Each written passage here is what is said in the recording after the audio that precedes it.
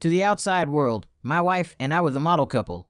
40 years of devotion carved into the lines on our faces. But on her deathbed, Chloe Mitchell gripped my hand, her voice a plea. "Ethan," she whispered, "if there's a next life, please, let me be with Leo." The word struck me like a physical blow. I stared, frozen for a long time. In the end, it was her dying wish. I nodded. Okay. A look of profound relief washed over her face, and only then did Chloe close her eyes for the last time. I never imagined we'd actually get that next life. 40 years earlier, and I'm back before I could even process why Chloe had been so certain of this second chance. Her voice, sharp and resolute, cut through the tense air of my parents' study. "I won't marry Ethan Grant," she declared, her chin high. "The only person I will ever marry is Leo Vance." I wasn't angry, just curious. This time, without my help, how is she planning to save Mitchell Enterprises from ruin? In my last life, I'd walked away from the Grant family fortune to marry her. I gave up everything. Together, we dragged the near-bankrupt Mitchell Enterprises back from the brink, building it into one of the country's leading public companies.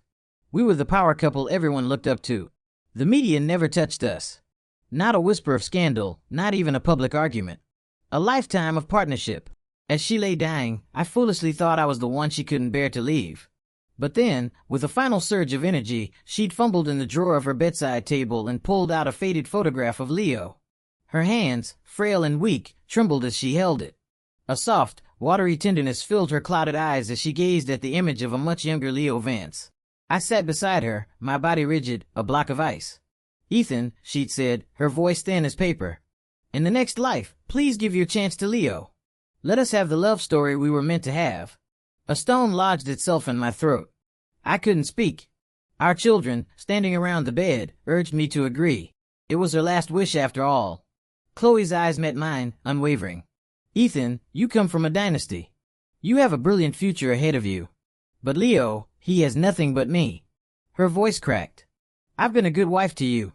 I've done my duty. All I want is a next life where I don't have to do my duty by him, too." I squeezed my eyes shut, fighting the burn of tears. Only then did I finally understand the source of the melancholy that had shadowed her for 4 decades. Leo had been the ghost in our marriage, the unresolved chord in the symphony of her life. "All right," I finally managed to say, "Chloe, I promise you." The words were barely out of my mouth before a satisfied smile bloomed on her tired face. The hand clutching my wrist went limp. Time seemed to stretch and warp, and then a familiar voice pulled me back. "My mother's Ethan, are you absolutely sure you want to throw away everything for Chloe Mitchell?" I opened my eyes. I was back 40 years back on the very day I'd fought with my family, ready to be disowned for the right to marry her. I didn't understand how Chloe could have known this would happen. Known enough to make me promise away my own future. Before I could ask, her voice rang out firm and unshakable. "No," she said, "not to me, but to my parents. I won't marry Ethan. The only man I will ever marry is Leo Vance." Her eyes, filled with a nostalgic, ecstatic light, were locked on Leo, who stood just behind me. His own eyes welled with tears, and he looked down, a shy, grateful smile on his face. It finally clicked. They'd been in love all along. Last time, Chloe had swallowed her feelings and agreed to the strategic marriage to save her family's company. This time, Reborn, she had the courage to choose her heart. She turned to me, her expression softening with guilt. "I'm sorry, Ethan. I know you have feelings for me, but I don't love you, and love can't be a business transaction." She took a deep breath. "Even without the Grand Corporation's help, I know I can save Mitchell Enterprises on my own." Even though I'd suspected the truth for years, hearing her say it aloud was still a gut punch. A phantom ache throbbed around my wrist, right where a dying grip had been. She probably never imagined I'd come back to. I lowered my gaze and turned to my mother. "Mom, since she doesn't agree, let's just pretend this conversation never happened." I looked back at Chloe, my voice devoid of emotion. "From now on, you're the CEO of your company and I'm the president of mine. We have nothing more to do with each other. Chloe, I kept my promise. This life, I'm giving you what you wanted. You and Leo, your epic love story. And this time, I won't be there to catch you when you fall." After that day, Leo Vance left my family service and went with Chloe. He was the son of our longtime housekeeper and, for all intents and purposes, the closest thing I had to a brother growing up. After his mother passed, he'd stayed on doing odd jobs around the estate. We'd always treated him like family. Before he left, as a gesture of goodwill for old time's sake, I sent him a case of premium small batch bourbon, his absolute favorite. I never expected my kindness to be met with a firestorm of accusations. The Chloe of this life lacked the cool, unflappable grace she'd possessed in our previous one. Reunited with her long-lost love, she was bolder, more reckless. She stormed into my office, her face a thundercloud of fury. "Ethan, I know you're upset that I chose Leo, but that's no reason to try and destroy him. She said I'll let it go this one time for the sake of what we almost had, but don't you dare test me again." I stared at her, her rage, a palpable force. I bit the inside of my cheek until I tasted blood. So, this was what her great love looked like. 40 years of shared history between us, now worth less than nothing. She spat her threats and was gone before I could even ask what she was talking about, leaving no room for questions or explanations. Half an hour later, a report from my assistant landed on my desk. Leo had been hospitalized with a severe allergic reaction after drinking the bourbon I had sent him. Confusion knotted in my gut. It was his favorite brand. How could he possibly be allergic? In our last life, he'd snuck countless glasses from that very same reserve. Why would this one time, the one time was a gift from me, be any different? I had my assistant bring the car around. I was on to the hospital to get the bourbon back for testing and to clear my name. But the moment I stepped into his private room, Leo, his eyes wet with tears, sank dramatically to his knees before me. He clutched at the hem of my pants, his voice a pathetic whimper. "Sir, Ethan, I know you love Chloe. I really do. But you can't force these things. We're in love. Please, I'm begging you. Don't try to tear us apart." I froze, my mind going blank for a second. Then it all clicked into place. Through his tear-filled, pleading eyes, I saw a flicker of triumph. Leo was setting me up, and the goal obviously was to make me look like a monster in Chloe's eyes. As if on cue, Chloe burst through the door, her face contorted in rage. She grabbed my arm, her grip like a vice, her eyes blazing. "Ethan Grant," she growled, her voice a low, menacing rumble. "I just warned you, and you couldn't wait to come here and hurt him again. Do you really think I won't do anything to you?" Looking at this woman who was staring at me with such visceral hatred felt like 1,000 tiny needles piercing my heart. I forced the moisture from my eyes, took a deep, steadying breath, and defended myself. I didn't hurt him. I came here to get the bourbon back for analysis. My voice was flat, clinical. If it really is a problem with the bourbon, I will pay for all damages. Chloe's mouth opened, then closed. A flicker of uncertainty crossed her face, and her grip on my arm loosened slightly. After 40 years together, she knew my character. But then, Leo let out another heart-wrenching sob, and her expression hardened again. "I don't need you here playing the good guy. I'll have it investigated myself," she said coldly. "And you better pray, Ethan. Pray I'll find out you did this to him on purpose." I gave a curtain nod and turned to leave without another word. On my way out, I asked the contact at the hospital to run a full toxicology and allergen panel on Leo's blood work. The phantom bruise on my wrist seemed to pulse. It was a constant reminder. Let her go. This isn't the woman who was your wife for 40 years. Not anymore. The next morning, after a long session with contracts, my assistant brought me the results from the hospital. Leo's allergic reaction had nothing to do with any of the ingredients in the bourbon. The symptoms were a textbook case of ingesting peanuts. Reading the report, it all made sense. Leo's bizarre performance yesterday, the conveniently timed arrival of Chloe. Whether he'd actually eaten peanuts or not didn't even matter anymore. The point was the bourbon was clean, which meant I was clean. From now on, the two of them were no longer my problem. But just as I was determined to cut all ties, she sought me out. I knew why she was coming. By my calculation, Mitchell Enterprises was now teetering on the edge of bankruptcy. Cash flow was a nightmare. Vendors were demanding payment, payroll was due, and bank loans were coming up for collection. The pressure was mounting from all sides. In our last life, the Grand Corporation had injected a massive amount of capital into her company right after our wedding, tiding them over. Then, with my guidance, they landed a huge contract that secured their future. This time, without me, she was adrift. Chloe arrived in my office holding a pizza box from a little hole-in-the-wall place in the village and a cup of iced tea. "I was passing by that old spot," she said, her tone unnaturally casual. "I remembered how much you love their pepperoni, so I grabbed one for you." I just stared at her silent. I held her gaze until she started to shift uncomfortably, a flicker of anxiety in her eyes. "You must be mistaken," I finally said, my voice flat. "I've never liked greasy food." She flinched as if I'd slapped her, a tremor running through her body. In our past life, at that point in time, it was true. I wouldn't have touched something like that. It was only after we married, when we were stretching every dollar, that cheap, delicious pizza from that specific joint became our go-to date night treat. After a long, awkward silence, she forced a brittle smile. Oh, well, I must have remembered wrong, but you should try it. It's really good. I waved a dismissive hand. Take it with you. I can't stand the smell. Chloe froze, clutching the pizza box, looking completely lost. The old me would never have been so cruel.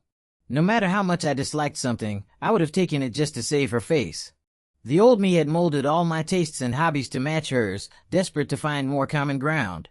It wasn't until her dying breath was spent on another man's name that I realized how foolish I'd been. If there's nothing else, you should leave, I said, my voice cold as ice.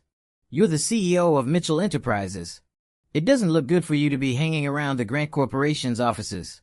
My dismissal finally spurred her into action. She stepped closer to my desk, leaning forward. Her expression a complex mix of emotions. Ethan, are you doing this because you're angry? Because I chose Leo. I didn't answer. After a moment, she seemed to answer her own question, her eyes fixed on me. You must be furious. She let out a shaky breath. But Ethan, you don't understand. I didn't want to do this. I couldn't miss my chance again. I couldn't live with that regret for another lifetime. I knew what she meant. She couldn't bear the regret of being with me. An entire lifetime with me was her biggest mistake. A faint, humorless smile touched my lips even as my heart felt like it was being shredded. You don't have to explain anything to me. It's in the past. I don't care anymore. Chloe seemed to deflate with relief. In that case, she said, her voice laced with a tentative hope. Why don't we have dinner tonight? It feels like we haven't had a meal alone together in forever. It had been a long time. Not since the day she chose Leo. In our past life as husband and wife, we ate together almost every night. I learned to cook simple, easily digestible meals because of her sensitive stomach. But I had no desire to perform those meaningless rituals in this life. No thanks. I'm buried in work. I don't have time to waste. I paused. A question that had been nagging at me surfacing. Her dying wish for certain Chloe, how did you know? Just then her phone buzzed, the screen lit up with Leo's name. We both heard his voice, cheerful and expectant, asking her to dinner.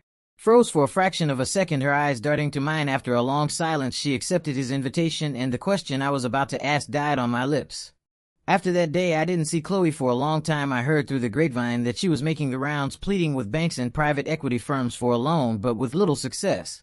No one was foolish enough to bet on Mitchell Enterprises, a company clearly in its death throes. I was just wrapping up a final contract when my assistant reminded me about the evening's event, the annual charity gala.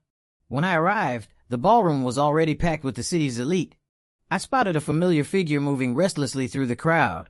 In our last life, with the infusion of cash from my family, Chloe and I had skipped this gala, too busy putting out fires at her company. This time it seemed she was out of options, hoping to find a savior among the philanthropists. I had barely taken my seat when several business partners came over to greet me. Chloe saw me, too. She hesitated for a moment before making her way over. A determined look on her face. Ethan, she said, her voice smooth. You look very handsome tonight. Of course he does. A voice sneered from behind her. It was Leo tagging along like a shadow. He's been bathed in milk and honey since the day he was born. The money he spends on himself in a year is more than most people make in a lifetime. Must be nice. I could practically taste the acid in his words. I gave him a cold, dismissive look. I never understood the deep well of resentment he held for me. I used to let it slide for the sake of our childhood connection, but not anymore. I can spend it because I can earn it, I said coolly, taking a slow sip of my wine, which is more than I can say for some people. I fixed my gaze on him. And another thing, you left with Chloe. You don't work for my family anymore. Stop calling me by my first name like we're old friends. We have no relationship whatsoever. Leo was struck dumb, his face flushing with anger. He could only glare at me, speechless. Chloe frowned, but mindful of our surroundings, said nothing. The auction began soon after. The first few items were unremarkable, but I casually raised my paddle a few times. To my amusement, every time I placed a bid, Leo immediately countered with a higher one. I had a laugh. Well, Ms. Mitchell, your company must not be in such dire straits after all. I remarked dryly. You can certainly afford to let your boyfriend throw money around like this. She didn't even look at me, her eyes fixed on Leo with a doing expression. We're all here for charity, Ethan. Don't be so petty. I chuckled coldly and said nothing more. Then, the final item was presented. Chloe finally looked up, her attention fully on the stage. It was a simple, elegant gown, a vintage piece from the Gilded Age. The moment the auctioneer finished his introduction, Chloe shot her paddle into the air, calling out a high bid, a look of absolute determination on her face. Suddenly, I understood. I knew why she had fought so hard to be here tonight. That gown was an heirloom, a belonging of the late matriarch of the Chun family, one of the most powerful and private dynasties in the country. In the last life, whoever bought that dress used it as an inroad to a lucrative partnership with the Chun group, making a fortune. Chloe was planning to use the dress to latch onto the Chins and save her company. Too bad this time I wanted it to. Without hesitation, I called out a higher price. Chloe stared at me, her face a mask of disbelief. "Ethan, are you really going to bid against me for this dress?" I smirked, echoing her own words back at her. "We're all here for charity." "Chloe, don't be so petty." Leo, standing beside her, started muttering curses under his breath. But no matter how high Chloe bid, I calmly and consistently topped her. Finally, she reached her limit. Her composure shattered and she spun towards me. Her voice a desperate hiss. "Ethan Grant, that dress is useless to you. Only I know its true value." "And what makes you so sure I don't?" "Chloe," I countered, my voice low and steady. "You want to get in with the Chun group? I'm sorry to disappoint you, but so does the Grant Corporation." Chloe froze, the color draining from her face, a tremor of panic flickered in her eyes and her voice shook. "Ow! How did you know?" She stared at me, a wild, dawning horror in her expression. "Ethan, did you come back too?" I kept my face, a placid mask, sidestepping the question. I'd forgotten she had no idea I was reborn as well. My knowledge of a dress was an unforced error, a crack in my facade. But I had no intention of admitting anything. A cold, mocking smile spread across my lips. "Is it really that hard to believe? The Grant Corporation is a global enterprise. We hear things. Some opportunities aren't just whispered in your ear, Chloe." Despite my explanation, her eyes remained filled with suspicion. She knew me too well to believe it. In our last life, I've been completely oblivious to this opportunity, and someone else had reaped the rewards. There was no logical reason for me to know about it this time. To shut down her line of questioning, I deliberately provoked her. "Your turn to bid, Ms. Mitchell. If you don't, the dress is mine." Chloe said nothing. She gave me one last indecipherable look, her lips pressed into a thin, hard line, and then turned and walked out of the ballroom. She left so abruptly, she didn't even wait for Leo, who scrambled to catch up, calling her name to no effect. With her gone, I easily won the dress. Later that night, after the gala, my driver dropped me off at my penthouse. As I walked towards the entrance, a figure stepped out of the shadows and grabbed my arm. The grip was shockingly tight. Reacting on pure instinct, I spun around and slapped her. "Chloe, are you insane?" I yelled, shaking my stinging hand. "Do you know how much that hurt?" She just stood there stunned. Her hand pressed her cheek. She looked utterly wrecked. Her hair was a mess from the wind, and her coat was damp, as if she'd been caught in a light rain. It made her look pathetic. "Ethan," she whispered, her voice trembling. "In our last life, you never would have done that. You never would have hit me." It was true. The old me would have been incapable of it. The old me, seeing her standing there so lost and vulnerable, would have pulled her into a hug and forgiven her everything. I was at my core a traditional man. My wife, Chloe, had been my entire world. I loved her, and I couldn't bear to see her suffer in the slightest. I would drive to her office with an umbrella and a drizzle just in case. Thinking back on it now, it only proved the old saying, the purest love is often the cheapest. I rubbed the sore spot on my arm where she grabbed me and looked at her coldly. "I have no idea what you're talking about. If you're going to have a breakdown, Ms. Mitchell, please do it somewhere else. I'm not entertaining guests." I tried to push past her, but she grabbed my wrist again. Her eyes were wide, her voice rising to a hysterical shriek. "Stop pretending. You can't fool me," she cried. "We were married for 40 years. I know exactly what you look like when you lie."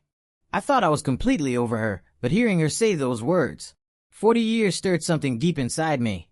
A maelstrom of buried emotions. Even so, I wouldn't admit a thing. I yanked my hand away. 40 years. You need to get help. I sneered, tapping my temple with my finger. Did you forget who your fiancé is? It's Leo Vance. You chose him, remember? If your memory is that shot, maybe you should see a neurologist. Don't come here and cause a scene. I leaned in, my voice dropping to a low growl. And don't think this little act is going to make me give you the dress from a gala. Business is business. Sentiment has no place in it.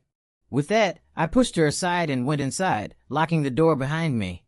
Through the thick wood, I could faintly hear her muttering to herself, her voice filled with a desperate, confused uncertainty.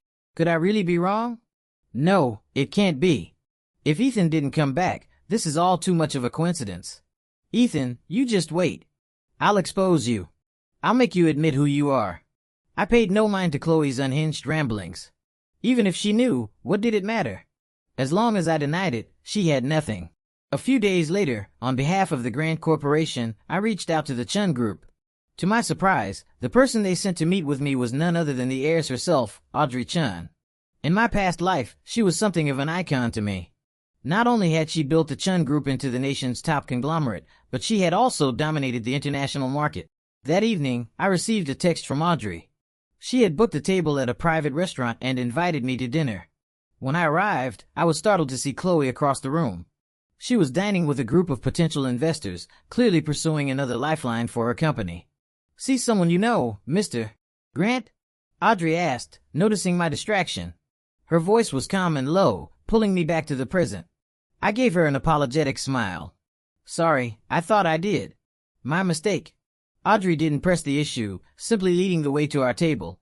I followed close behind, completely unaware of Chloe's eyes burning into my back. We were seated at the best table in the house with a stunning view of the city skyline. Soon, a parade of dishes filled the table. "I wasn't sure of your preferences, so I ordered a little of everything," Audrey explained. I was flattered. Over dinner, Audrey proved to be an excellent conversationalist, sharing amusing anecdotes from the business world and speaking fondly of her great-grandmother, the original owner of the dress. I found myself completely captivated.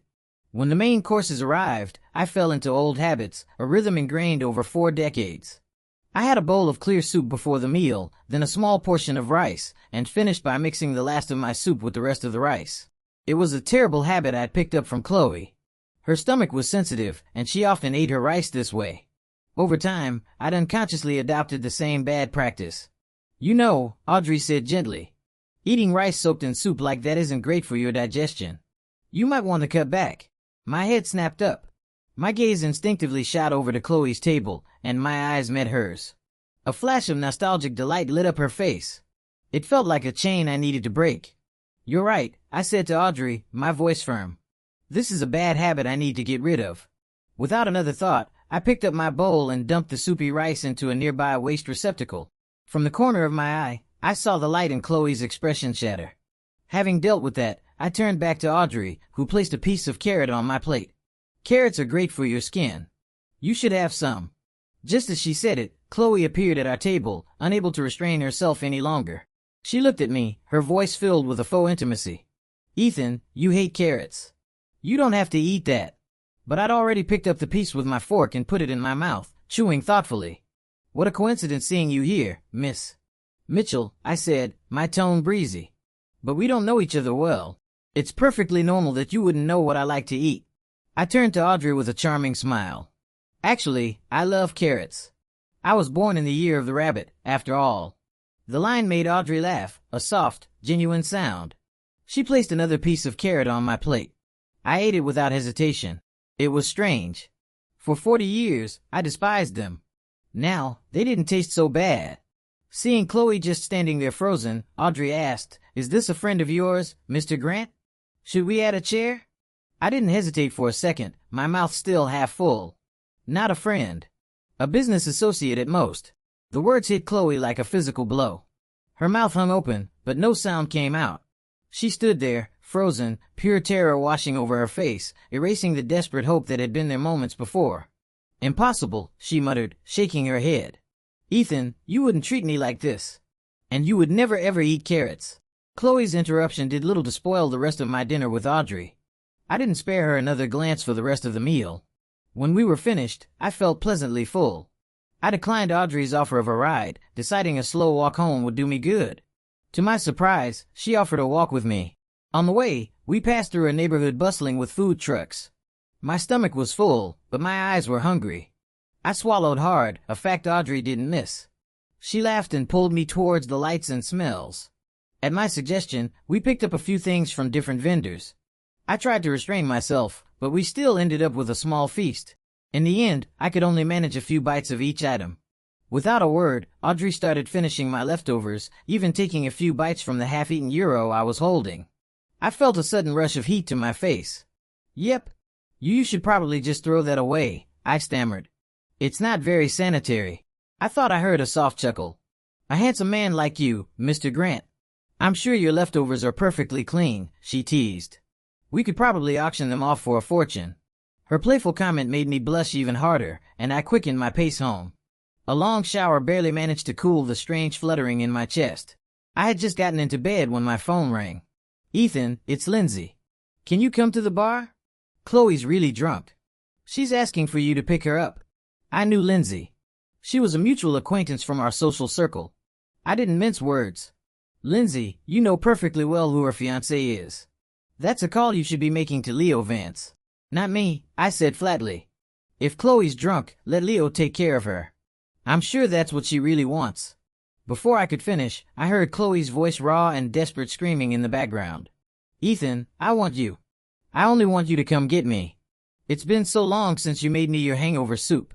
In our past life, whenever Chloe had a work event with heavy drinking, I'd always have a pot of my special restorative broth waiting for her when she got home. 40 years like clockwork. Never missed a single time. "Ms. Mitchell, you're clearly drunk. I have no idea how to make soup," I said coldly. "Lindsay, I'm texting you Leo's number. You can contact him yourself." I hung up before Chloe could start screaming again. But she was relentless. A little while later, a furious banging echoed through my apartment. Supported by Lindsay. Chloe was swaying drunkenly at my door.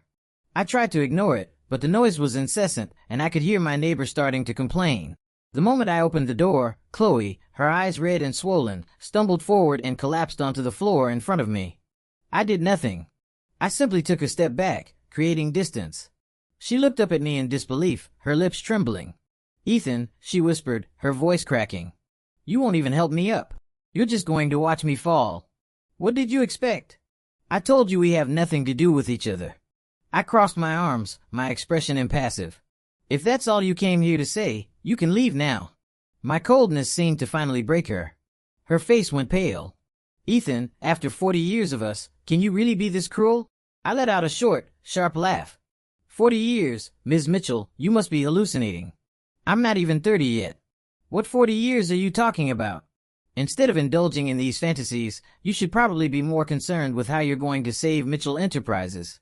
Her gaze was heavy, unfocused. "Even if you won't admit it, you can't fool me," she slurred, her words thick with alcohol and sorrow. "The way you ate dinner tonight, it was exactly the same as last life. Soup first, then rice, then soup mixed with rice. The food you bought from the trucks, those were all our old favorite spots. The gyro with extra hot sauce. And you always took a shower the second you got home from that street, complaining about the smell of grilled meat clinging to your clothes." She recited a litany of details of complaints and habits from our shared past. Things I had long forgotten, but she somehow remembered it didn't matter anymore. Just then Leo, whom I called, arrived. He rushed forward and pulled Chloe to her feet, shielding her from me as if I were a threat. I waved a dismissive hand, my face a mask of disgust. "Get out of my building, both of you." After that night, I thought Chloe would finally give up. Instead, she began to pursue me with a relentless, desperate energy. Flowers arrived in my office daily. Cases of my favorite bourbon, tickets to a symphony I had mentioned wanting to see decades ago in our past life, a concert we'd never managed to attend. She was waiting for me outside my building at the end of the workday. Ever since I'd instructed security to bar from the premises, she had taken to standing vigil on the sidewalk. The moment she saw me, she rushed forward. "Ethan, this concert. You wanted to go for decades. Let's go together now. Let's finally do it." I had never felt such a profound sense of revulsion for another person. She was like gum stuck to the bottom of my shoe. I was about to unleash a torrent of fury when a sleek black Maybach purred to a stop in front of us. The window rolled down and Audrey Chin smiled out at me holding 2 tickets. "Mr. Grant," she said, her voice smooth as silk. "I hear this performance is one of a kind. I was wondering if you might be free to join me for a musical feast tonight." Without a second of hesitation, I opened the passenger door and slid in beside her. A look of pure terror crossed Chloe's face. She started banging on the window. "Ethan, you can't." I asked you first. Don't go. Please. Just give me one more chance. The car pulled away from the curb. In the rearview mirror, I could see Chloe running after us. A desperate, frantic sprint. Her mouth moving, shouting words lost to the engine's hum. Audrey glanced in the mirror, a sigh escaping her lips. You certainly have a powerful effect on people, Mr. Grant. To make the CEO of Mitchell Enterprises behave so recklessly. Chasing a moving car is incredibly dangerous. A sudden, reckless impulse took over me. I haven't seen you do anything crazy for me yet, Miss Chun, I said before I could stop myself. The car fell silent. I instantly regretted my impulsive words. In the mirror, I saw Chloe stumble and fall, rolling hard on the pavement. Then the car turned a corner and she was gone. After that fiasco, Chloe finally stopped contacting me. Audrey too seemed to disappear for a while.